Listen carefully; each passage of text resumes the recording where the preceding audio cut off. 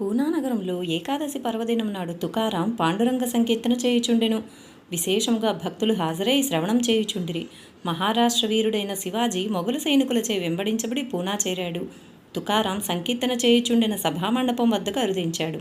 భక్తజనుల్లో ఆసీనుడై తుకారాంజీ సంకీర్తనను ఆలకించసాగాడు. మొఘలు సైనికులు ఎలాగో శివాజీ జాడను పసిగట్టారు. పాండురంగ దేవాలయ ప్రాంగణమును చుట్టుముట్టారు. భక్తులు విషయమంతా పోసగుచ్చినట్లు తుకారాంజీకి వివరించారు. ధర్మదీక్షాపరుడైన శివాజీని రక్షించాలని తుకారాం సంకల్పించాడు. శివాజీని రక్షించమని పాండురంగదేవుని ప్రార్థించాడు. భక్తుని మొర భగవానుడు పెడచెవిని పెడతాడా? ఆలయంలోని పాండురంగస్వామి విగ్రహం నుండి దీపశిఖవలే నీలికాంతిలో జ్యోతి బయలుదేరుతున్నట్లు తుకారాం దర్శించాడు. గుడి బయటకు వచ్చి ఆ జ్యోతి శివాజీ రూపమును ధరించి మొఘలు సైనికులు దర్శించుచుండగా గుర్రమునెక్కి దూసుకుంటూ వెళ్ళిపోయిను.